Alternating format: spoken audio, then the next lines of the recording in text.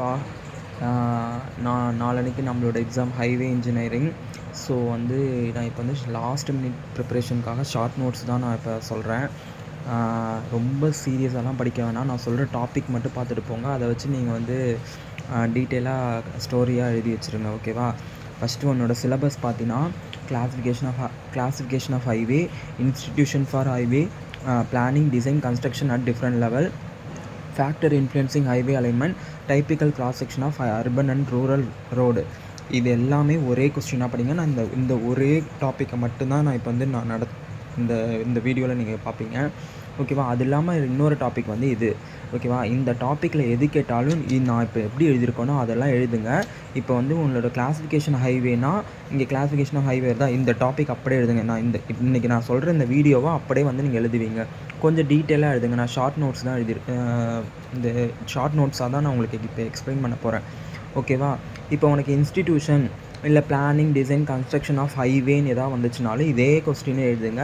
இந்த topic first highway engineering first எழுதிட்டு கொஸ்டினில் என்ன கொடுத்துருக்காங்களோ அந்த டாபிக் இங்கே எழுதிட்டு அதுக்கப்புறம் ரிமைனிங்கை மாற்றி எழுதிக்கோங்க.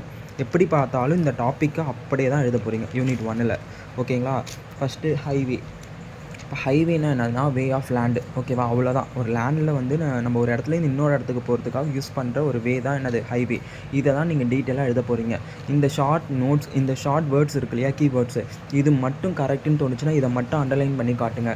பிளாக் அண்ட் ப்ளூ பென் கண்டிப்பாக யூஸ் பண்ணணும் எல்லோரும். ஓகேவா? பென்சில் ஸ்கேல் யூஸ் பண்ணணும். டயக்ராம்னா மோஸ்ட்லி டயக்ராம் நிறையா போடுங்க. ஒரு கொஸ்டினுக்கு ஒரு யூனிட்டுக்கு ஒரு 5 டயக்ராம் பார்க்கணுன்னா அந்த 5 டயக்ராம் எங்கேயாவது போட்டு வைங்க. ஓகேவா? அடுத்த ஹைவே இன்ஜினியரிங். இந்த 5 பாயிண்ட்டு எங்கே பார்த்தாலும் நீங்கள் எழுதி வைக்கலாம். எந்த டாபிக் கீழே வேணாலும் எழுதலாம். உனக்கு கண்டென்ட் எழுதணும்னு நினச்சினா planning, design, construction, operation, maintenance, இது டீட்டெயிலாக எக்ஸ்பிளைன் பண்ணுற பின்னாடி. அடுத்து கிளாசிஃபிகேஷன் ஆஃப் ஹைவே. கண்டிப்பாக இதுவுமே எல்லா டாபிக் எழுதுங்க. ஹைவேன்னு வந்துட்டாலே கிளாசிஃபிகேஷன் ஆஃப் ஹைவே எழுதுங்க. அதில் என்னது பேஸ்ட் ஆன் லொக்கேஷன் ஃபங்க்ஷன் வந்து 5 டைப்ஸாக பிரிக்கிறாங்க. என்னது NH, SH, MDR, ODR, VR. ஓகேவா? NHனா national highway, state highway, major district road, other district road, village road. இதே மாடிஃபை எப்படி பண்ணியிருக்காங்கன்னா கூட எக்ஸ்பிரஸ் வே வந்து ஒன்று ஆட் பண்ணியிருக்காங்க. மொத்தம் 6ஆக மாறிடும். ஓகேவா?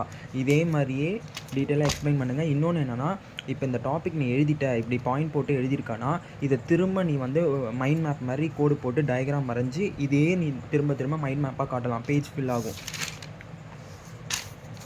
அடுத்தது டிராஃபிக்கை வச்சு எப்படி பிரிக்கிறாங்கன்னா ஹெவி, மீடியம், லைட்டு. ஓகேவா? ஹெவி, மீடியம், லைட்டுன்னு 3 டைப்ஸாக பிரிக்கிறாங்க.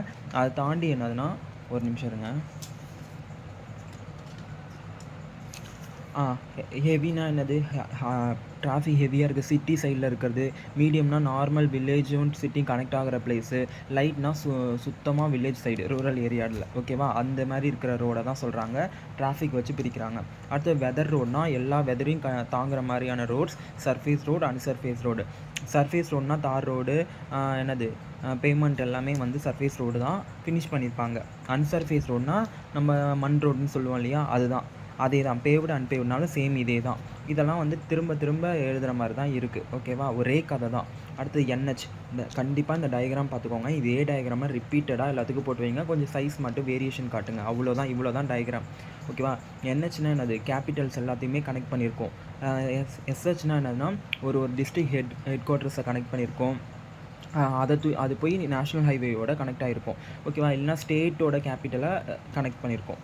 அடுத்த மேஜர் டிஸ்ட்ரிக்ட் ரோடுனா என்னென்னா பெரிய இண்டஸ்ட்ரி, மார்க்கெட்டு அந்த மாதிரி இருக்கு இல்லையா, அதெல்லாம் கனெக்ட் பண்ணியிருக்கோம். அதர் டிஸ்ட்ரிக்ட் ரோடுனா என்னது? ரூரல் ரோடு, அதாவது வில்லேஜ் ரோடு வந்து ஒரு சிட்டி ரோடை கனெக்ட் பண்ணதில் அந்த ரோடெல்லாம் அதர் டிஸ்ட்ரிக்ட் ரோடு சொல்கிறாங்க. வில்லேஜ் ரோடுனா வில்லேஜுக்குள்ளே இருக்கிற ரோடை தான் வில்லேஜ் ரோடு சொல்கிறாங்க.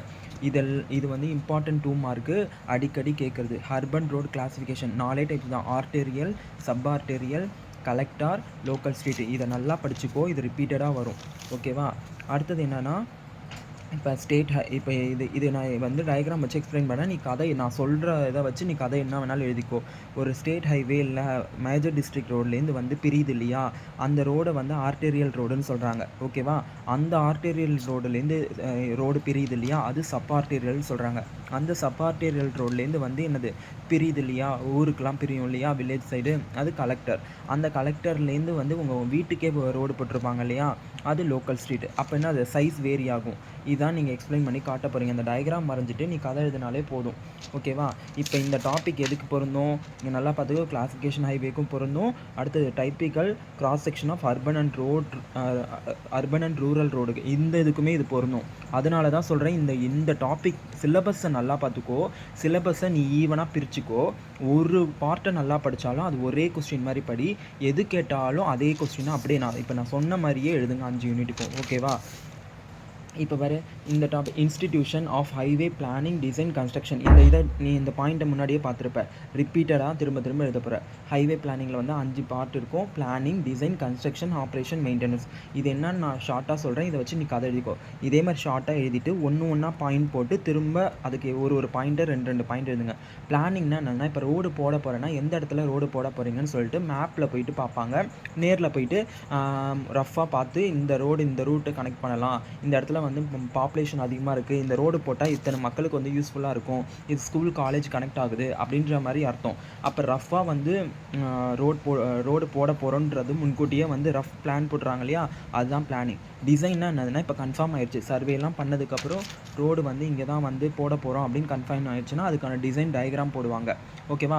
டிசைன் முடிச்சதுக்கப்புறம் என்ன பண்ணுவாங்கன்னா கன்ஸ்ட்ரக்ஷன். இந்த கன்ஸ்ட்ரக்ஷனில் என்னென்ன பண்ணுவாங்க, ரோடு போடுறதுக்கு தேவையான எக்யூப்மெண்ட்ஸு, மெட்டீரியல்ஸ் எல்லாத்தையும் வாங்கிட்டு வருவாங்க. அதுக்கான அமௌண்ட் எல்லாம் கவர்மெண்ட்டில் வாங்கிட்டு அதுக்கான வேலை செய்கிற ஆட்கள்லேருந்து எல்லாத்தையும் எடுத்துகிட்டு வந்துட்டு இங்கே பண்ண ஆரம்பிப்பாங்க. அதுதான் ஆப்ரேஷனாக வேலை நடக்கிறது, கன்ஸ்ட்ரக்ஷன் பண்ணி முடிக்கிறது ஹைவேவே. அடுத்தது மெயின்டெனன்ஸ்னால் ஹைவேலாம் முடிச்சு திறந்துட்டாங்கன்னா ரோடு வந்து ரூட்டீனாக ஒர்க்கிங்கில் இருக்கும்போது எங்கேயா பிரேக் ஆகிடுச்சா, உடஞ்சிருச்சா, கிராக் விழுந்திருக்கா, அதை போய் சரி பண்ணுறது, அதுதான் மெயின்டெனன்ஸ். ஸ்டேஜஸ் சொல்லிவிட்டு திரும்ப இதே பாயிண்ட் தான் எழுத போகிறேன். அதை வந்து மைண்ட் மேப் மாதிரி போட்டு எழுதுங்க. இதுவுமே historical development of road construction. இதில் மொத்தம் 10 தான் இருக்குது. இந்த 10 தெளிவாக வச்சுக்கோ. 2 மார்க்ஸில் எந்த டாபிக் வேணாலும் கேட்கலாம். எல்லாத்துக்கும் ஒரே கதை தான், டயக்ராம் மட்டும் லைட்டாக வேரி ஆகும். சின்ன கதை தான் வேரி ஆகும். ஓகேவா? ஒரு நிமிஷம் இருங்க. இப்போ என்னது, ஹிஸ்டாரிக்கல் டெவலப்மெண்ட் ஆஃப் ரோட், இதெல்லாமே ஒரே கொஸ்டின். நீ ரிப்பீட்டட் இந்த டாபிக் எது வந்தாலும் நான் இப்போ சொன்ன ஸ்டார்டிங்லேருந்து தான் எழுத போகிறேன். இதை மட்டும் தான் எழுதணும்னு இல்லை. ஓகேவா? அதுக்கான 13 மார்க்குக்கும் நீ எழுதணும்னா இது எல்லாத்தையும் தான் எழுதணும். இப்போ என்னது, historical development of road construction. இந்த இந்தியாவில் வந்து ரோட் டெவலப்மெண்ட் எப்படி இருந்துச்சு, ஹைவே பிளானிங் வந்து இந்தியாவில் எப்படி இருந்துச்சு அப்படின்ற மாதிரி கேட்டாலும் இதுலேருந்து தான் எழுத போகிறேன். இது எல்லாத்தையும் தான் எழுதுவேன். இந்த டாபிக் அதுக்குள்ளே வரும். ஓகேவா? First Roman roads. அதில் எப்படி இருக்குன்னா ஃபுல்லாக கல் வச்சுருக்காங்க. இந்த கர்புனா இந்த இப்போ கர்புன்னு இருக்கா, இது வந்து ட்ரைனேஜ் பர்பஸ்க்காக வச்சுருக்காங்க. இது எல்லாமே அந்த ஸ்டோனை வச்சே பண்ணியிருக்காங்க. இது பேவிங் ஸ்டோன், மேலே வந்து பெரிய ராக்ஸும் கீழே பெரிய ராக்ஸும், அதுக்கு நடுவில் வந்து ப்ரோக்கன் ஸ்டோனும் போட்டிருக்காங்க. இது ரோமன் ரோட்ஸு, ரோமன் காலத்தில் யூஸ் பண்ணது. அடுத்து டெர்சாக்யூட் என்ன பண்ணுறாருன்னா, இவர் வந்து ரோட்டில் வந்து ஸ்லோப் கொடுக்கறதுக்கு இது பண்ணார், சைடில் ட்ரைன் ப்ரொவைட் பண்ணார். அதே மாதிரி என்னது, இந்த இடத்துல பெரிய rocks, large size of stone, கீழே லார்ஜ் சைஸ் ஆஃப் ஸ்டோனு, இதில் ப்ரோக்கன் ஸ்டோன்லாம் கொடுத்து இந்த ஸ்லோப் எதுக்காகனா மழை தண்ணியெல்லாம் வழிஞ்சு ஓடுறதுக்கு. இது ட்ரெயின் வந்து அதுக்காக தான், இவர் தான் இதில் அறிமுகப்படுத்தி வச்சார். அடுத்தது மெக்கடம், இவரே வந்து கொஞ்சம் அட்வான்ஸாக பண்ணார். என்னென்னா கீழே வந்து காம்பேக்ட் பண்ண ஆரம்பித்தார். ஓகேவா? இதை வந்து கொஞ்சம் அப்டேட் பண்ணார், காம்பேக்ட் பண்ண ஆரம்பித்தார். அதில் வந்து என்னது 50 mm stone, 35 mm stone, 37.5 mm stone, 20 mm சர்ஃபேஸ்க்கு வந்து ஸ்டோன் போட்டு மெக்காடம் ரோடுன்னு சொல்லிட்டு இவர் அப்டேட் பண்ணார். அடுத்தது ஜெயக்கர் கமிட்டி தான் இந்தியாவில் வந்து ரிசர்ச் பண்ண ஆரம்பித்தாங்க 1927. இவர் வந்து ஜெயக்கர்ன்ற ஒருத்தவர் வந்து அவர் தான் கமிட்டி ஹெட்டு. அவர் வந்து ரிசர்ச் என்னென்னா எப்படிலாம் ரோடு வந்து இருக்கணும், அதுக்கான என்ன சொல்கிறது ப்ராசஸ் ரிசர்ச்லாம் பண்ணி அதுக்கான டெவலப்மெண்ட்லாம் பண்ணார். ஓகேவா? சில இதெல்லாம் வந்து என்ன சொல்கிறது, ரிசர்ச்னால் என்னது, நிறைய இடத்துல டெஸ்ட் பண்ணிவிட்டு அதுக்கப்புறம் அப்ரூவல் பண்ணி அதை எக்ஸிக்யூட் பண்ணுவாங்களா, அதுதான் அது. ஓகேவா? அவர் தான் கமிட்டி உருவாக்கி பண்ண ஆரம்பித்தார். அடுத்தது சிஆர்எஃப்னா சென்ட்ரல் ரோடு ஃபண்டு. இவங்க என்ன பண்ணாங்கன்னா ரோடு கன்ஸ்ட்ரக்ஷனுக்கு, ரோட் மெயின்டெனன்ஸுக்கெலாம் வந்து இந்த ஜெயக்கர் கமிட்டிலேருந்து அட்வான்ஸ் தான் அது. நம்ம வந்து மக்கள்கிட்டேருந்தே வரி பணத்தை கலெக்ட் பண்ணிவிட்டு அது மூலிமா ரோடை வந்து டெவலப் பண்ண ஆரம்பித்தாங்க. அது எங்கன்னா பெட்ரோலுக்கு வந்து சார்ஜ் பண்ண ஆரம்பித்தாங்க. இந்த டைமில் தான் வந்து 2 வீலர்ஸ் வெஹிக்கல்ஸ்லாம் அந்த வெஹிக்கல் அதிகமாக யூஸ் பண்ண ஆரம்பிக்கிறாங்கன்னு சொன்னதுனால அதுலேருந்து ரெவென்யூ கலெக்ட் பண்ண ஆரம்பித்தாங்க. அதை வச்சு அதாவது எக்ஸ்ட்ரா சார்ஜ்லாம் ப்ரொவைட் பண்ணாங்க. அந்த சார்ஜை வச்சு என்னது ரோட் டெவலப்மெண்ட் ப்ராசஸ் பண்ணாங்க. அடுத்தது ஐஆர்சினா இது இம்பார்ட்டன்ட். ஐஆர்சின்னு 2 மார்க்கில் கேட்பாங்க. இப்போ நான் சொன்ன இந்த 10 பாயிண்டில் எது வேணாலும் 2 மார்க்கில் கேட்கலாம். இது இல்லாமல் வேறு வேர்ட்ஸ் வந்தாலும் இதில் எதை தூக்கி வேணாலும் அந்த ஆன்சர் எழுதி வைங்க. ஓகேவா? ஐஆர்சினா இந்தியன் ரோட் காங்கிரஸ். இந்த பிளானிங், எக்ஸிக்யூஷன், கார்ப்பரேஷன்லாம் சொல்கிறாங்க, அதுக்கு வந்து நம்மளா கடமைக்குன்னு ரோடு போட முடியாது. அதுக்குன்னு சில டைமென்ஷன் இருக்கும், அதுக்குன்னு சில திக்னஸ்லாம் இருக்கும். இத்தனை அளவுக்கு தான் போடணும், இவ்வளோ அளவுக்கு ட்ரைனேஜ் இருக்கணும், இவ்வளோ அளவுக்கு ரோட் திக்னஸ் இருக்கணும், இந்த குவாலிட்டி ஆஃப் மெட்டீரியல் தான் யூஸ் பண்ணணும் அப்படின்னு சொல்லிட்டு சொல்கிறாங்களே. நம்ம கோட் புக்லாம் யூஸ் பண்ணுறோம்ல, அந்த கோட் புக் தான் வந்து ஐஆர்சி கொண்டு வந்தாங்க. ஸ்பெசிஃபிகேஷன் ரோட்னா இதை தான் இருக்கணும், இந்த ஸ்டாண்டர்டில் தான் இருக்குது, இதெல்லாம் ரெக்கமெண்ட் பண்ணணும், இந்த டிசைன் ப்ரொசீஜர்லாம் அவங்களே கொண்டு வந்தாங்க. இந்த டிசைன் ப்ரொசீஜர் ஃபாலோ பண்ணி தான் நீங்கள் ரோடு போடணும் அப்படின்னு சொல்லிட்டு அவங்க ஒரு புக்காக ரெடி பண்ணாங்க. அதுதான் நம்ம கோட் புக்லாம் யூஸ் பண்ணியிருப்போம். ஓகேவா? அந்த ரூல்ஸ் அண்ட் ரெகுலேஷன் வந்து இந்தியன் கவர்மெண்ட் வந்து கொண்டு வந்தாங்க இல்லையா, அது வந்து ரோடுக்கானது. அதுதான் ஐஆர்சி, இந்தியன் ரோடு காங்கிரஸ். அடுத்து வந்து என்னது, மோட்டார் வெஹிக்கல் ஆக்ட். இதில் தான் ரூல்ஸ் அண்ட் ரெகுலேஷன்லாம் கொண்டு வந்தாங்க. வெஹிக்கல் வந்து எந்த சைஸ் இருக்கணும், எப்படி ரூல்ஸ் அண்ட் ரெகுலேஷன். இப்போ ரோட்டில் போகும்போது ரூல்ஸ் அண்ட் ரெகுலேஷன் சொல்கிறாங்களே, அவங்களாம் வந்து அதுக்கான லாஸ், ரூல்ஸ் அண்ட் ரெகுலேஷன் கொண்டு வந்து இதுதான் நீங்கள் ஃபாலோ பண்ணணும், டிரைவர்ஸ் இதெல்லாம் ஃபாலோ பண்ணணும், வெஹிக்கல்னால் இந்த ரேஞ்சுக்கு இருக்கணும், இதுதான் அதோட கண்டிஷன் எல்லாத்தையுமே அவங்க அதில் தான் கொண்டு வந்தாங்க. அடுத்து 20 இயர் ரோட் பிளான் கண்டிப்பாக கேட்பாங்க 2 மார்க்ஸில். 20 இயர் ரோட் பிளான், இதில் நாக்பூர் ரோட் பிளான் 2 மார்க் கேட்கலாம், இல்லை பாம்பேன்னு கேட்கலாம், இல்லை லக்னோன்னு கேட்கலாம். இங்கே லக்னோன்னு வரும்னு நோட் பண்ணிக்கோங்க. வெயிட்